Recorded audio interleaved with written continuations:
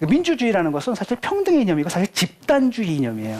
그렇기 때문에 위험함도 있습니다. 예를 들어가지고 딱 해서 우리 왕따 시켜봅시다. 자, 저 사람이 딱 찍어놓고, 자, 저 사람 재산을 뺏어서 우리끼리 나눠갖는 거예요. 어때요? 다수결 내봅시다. 이러면 되겠어요? 이럴 수가 있다는 겁니다. 다수결이라는 게 또 다수의 폭력을 얘기할 수가 있거든요. 그렇기 때문에 뭐를 견제하는 거예요? 자유주의 원리로. 쉽게 말하면 아무리 다수다 하더라도 이 사람한테 침범할 수 없는 또 권한이라는 게, 권리라는 게 있다라는 겁니다. 반면에 자유주의도 이제 지나치면 큰 문제가 되는 거죠. 아까도 얘기했듯이 특히 시장에서 자유주의를 갖다 막 풀어놓으면 어떤 일들이 벌어요. 장기를 막 자유거래하고 뭐 등등등등. 이럴 때는 바로 이제 또 뭐 공공선의 원리 또는 평등의 원칙에 따라서 우리가 개입을 할 수가 있게 되는 거죠. 해방 직후 있죠. 해방 직후에 그 설문조사한 결과를 제가 우연히 언젠가 읽은 적이 있는데 우리나라 국민의 대다수가 70% 이상의 선호했던 체제가 뭐였냐면 자본주의 체제도 아니고요. 사회주의 체제도 아니고 자본주의와 사회주의가 결합된 체제. 다시 말하면 오늘날의 삼인주의 체제였다 그러더라고요.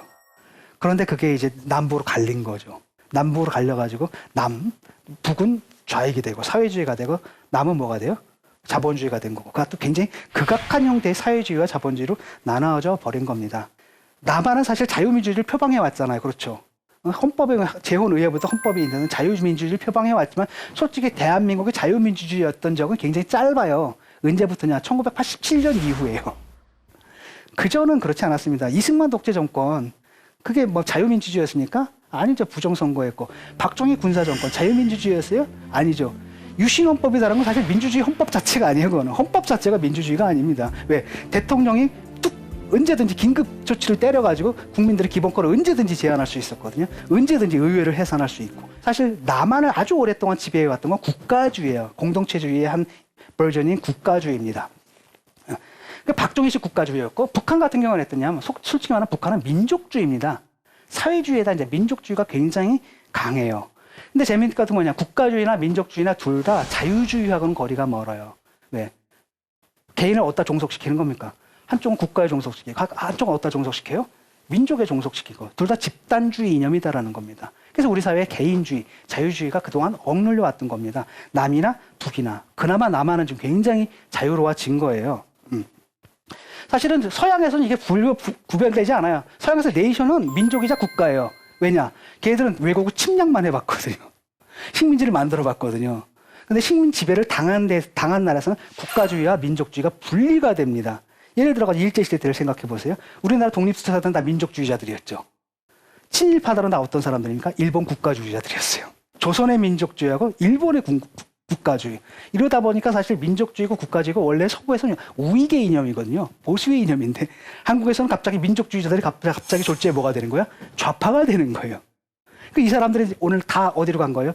북한으로 이제 올라간 거죠. 올라가서 오늘날 북한 사회는 사실은 사회주의지만 동시에 강한 민족주의적 특성을 갖고 있습니다. 그래서 그 사람들 얘기하는 거 보면 사회주의적 용어가 아니에요. 뭐 우리 민족끼리 뭐 애국 이런 거들 보면 사실 전형적인 우익의 용어거든요. 그럼 왜 그러느냐? 우리나라 역사적 경험을 반영한 겁니다. 그래서 한국에서는 바로 뭐냐? 민족주의자가 바로 뭘로 찍히는 거죠? 사회주의자로 그냥 찍혀버리는 거예요. 그래서 김구 선생님 같은 분은 사실 우익이잖아요. 민족주의자이면서도 우익인데 워낙 많은 사회주의자들이, 워낙 많은 민족주의자들이 당시 일제랑 싸울 때는 사회주의 이념이 좋다라고 생각해서 사회주의 이념을 받아들인 거거든요. 그러니까 민족주의 이꼴 바로 뭐가 돼요? 사회주의, 좌파, 빨갱이 이렇게 돼버리다 보니까 많은 분들이 그것 때문에 피해를 입었어요.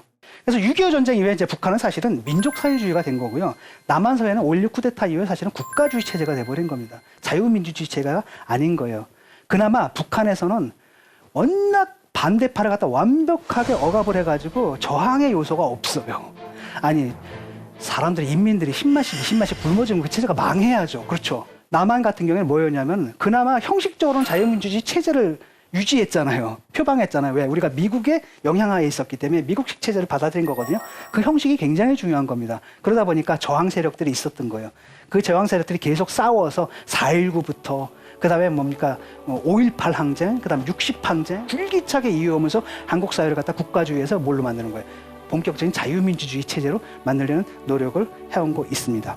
정말 대한민국 헬조선이죠. 그 헬조선에 사는 저도 좀 자괴감을 느낍니다. 그런 부분에 대해서. 우리가 고작 이건가? 이렇게 온 게 고작 이것뿐인가? 그럼에도 불구하고 가끔가다 이 나라가 자랑스러울 때가 가끔 한 번씩은 있어요. 왜? 저 같은 이렇게 뭡니까? 그 약간 진보, 리버럴 좌파들은 말이죠. 국가가 자랑스럽다는 말은 촌스러워서 안 해요. 속으로만 자랑스러워요. 그런 거예요. 쪽팔리는 겁니다. 이른바. 어쨌든 이 나라가 자랑스러울 때가 딱 한 번 있는데 그건 바로 뭐냐? 민주주의예요. 적어도 민주주의라는 나라, 민주주의라는 걸. 전 세계에서 민주주의를 자기 힘으로 쟁취해서 얻은 나라가 많지가 않아요. 프랑스하고 그다음에 몇몇 나라하고 그다음에 우리나라 뿐이라고 봅니다. 근데 특히 아시아 같은 경우에는 민주주의란 말을 갖다가 우리처럼 이렇게 생명처럼 여기지는 않는 것 같아요. 민주주의가 물론 다 중요하죠. 중요하지만 우리나라 사람들은 사실 그렇잖아요. 민주주의를 위해서 내 목숨 걸고서라도 민주주의를 지켜야 한다 이런 의식 있죠. 이렇게 강한 나라가 많지는 않은 것 같아요. 심지어는 뭐냐, 어떤 나라에서는 민주주의 그거 외국 거 아니야 이렇게 나는 보는 나라도 있습니다. 그 대표적인 게 뭐냐, 싱가포르 같은 경우. 아마 여러분 기억하실 거예요. 리콴유라는 사람이 있죠.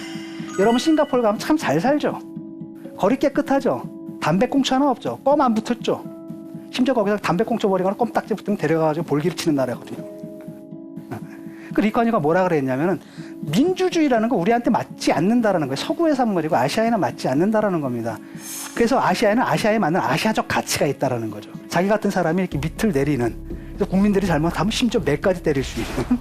이게 말이 됩니까? 봉건적인 신체형이야 그 나라에 남아있는 거예요. 짜증나지 않아요? 나 솔직히 말하면 그렇거든요. 지금 한국의 거리가 좀 더러워도 이렇게 담배꽁초 저도 가끔가다 몰래 이렇게 버릴 때가 있거든요. 이래도 이렇게 경찰이 잡아가지 않는 그런 나라 훨씬 좋아요. 길거리 깨끗한 나라에 사느니 볼기 맞아가면서 길거리 깨끗한 나라에 사는 걸 원하세요? 아니면 좀 더럽더라도 경찰이 안 잡아가는 나라에 살길 원하세요? 바로 이런 거라는 거죠. 근데 그 나라는 자기들 그 시스템들, 정치를 운영하는 원리들 바로 그렇게 이 실력자들, 엘리트들이 막 결정하는 나라란 말이죠.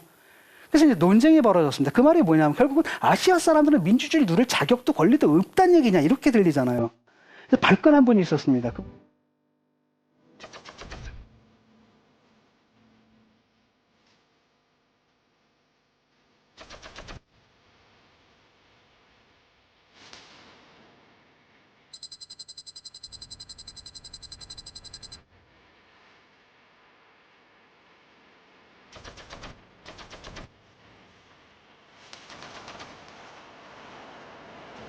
또 다른 예를 일본을 들 수가 있습니다.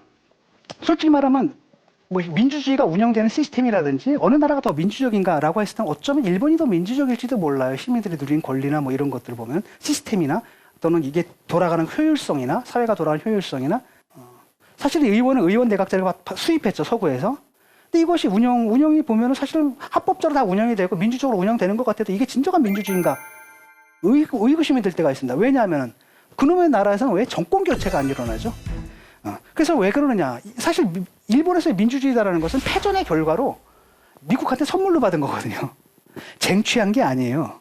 솔직히 일본이라는 나라에서는 아래로부터 일어나는 혁명이라는 게 한 번도 역사적으로 성공한 경험이 없어요. 일본이라는 나라는. 개혁이 위에서부터 아래로 내려 꽂혀요. 근데 문제는 뭐냐? 그게 너무 성공적이었어요. 너무 성공적인 겁니다. 우리나라는 참 지도층이 못 됐죠. 그러니까 국민들이 참 똑똑해. 우리나라 국민들이 참 쿨한 게 뭐냐면 임진왜란 때 한번 보세요. 아니 왕이 말이죠. 백성들을 지켜야지 왜 백성들 놔두고 그냥 도망가 버리잖아요. 선조가. 그러니까 화딱지가 나서 어떻게 합니까 그냥. 궁궐을 그냥 불살라 버리잖아요. 이게 한국 사람들.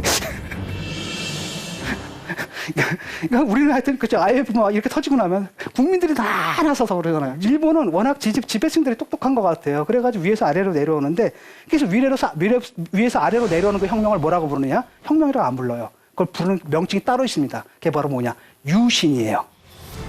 그래서 여러분 아마 메이지 유신이라고 들어봤을 겁니다. 근데 이게 워낙 성공적이었어요. 우리나라는 근대화에 실패했잖아요. 개방에 실패했죠. 그래서 식민지가 됐지만 일본은 그 메이지 유신을 통해 가지고 그러니까 아시아의 나라가 아니라 세계 열강 중에 하나로 끼어오른 겁니다. 이렇게 됐단 말이죠. 이러다 보니까 민중들이 생각할 때는 우리가 들고 일어나봤자 되는 일은 없고 그냥 위에서 시키는 대로 하면 나라가 잘 될 거야라고 생각한다는 거죠. 그래서 이걸 갖다 받아들인 게 바로 누구였느냐? 이 시스템을 받아들인 게 이게 박정희 전 대통령이에요. 박정희 전 대통령이 뭘 했느냐? 이 모델을 가지고 위에서부터 아래로 내려오는 이 모델을 가지고 대한민국을 다시 만들려고 했고 그때 모델로 삼았던 게 바로 뭐였냐면 만주국입니다.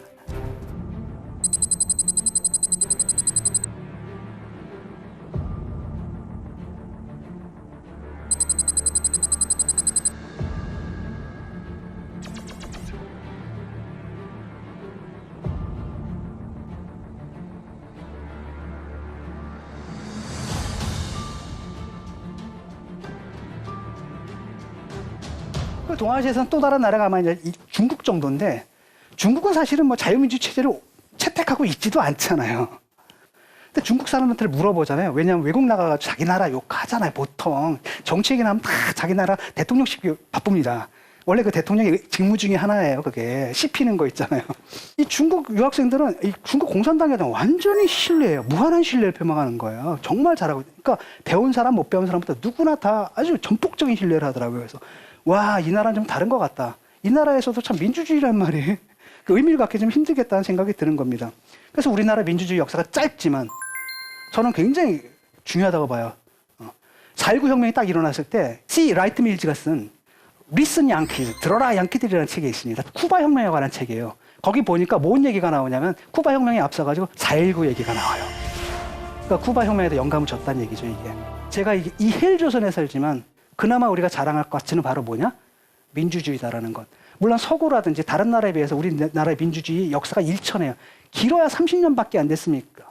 그러다 보니까 이런 황당한 일들도 벌어지는 겁니다. 아직도 갈 길이 멀죠. 그럼에도 불구하고 제3세계에서 식민 지배를 받았던 나라에서 경제 성장과 더불어가지고 민주주의의 과제를 아주 중요한 과제로 제출하면서 그것을 위해서 내 목숨까지 바칠 수 있는 그런 가치로 내세워가면서 차근차근 해가지고 우리가 누리고 있는 이만큼 해왔다라는 것. 이건 정말 굉장히 중요한 거라고 봅니다.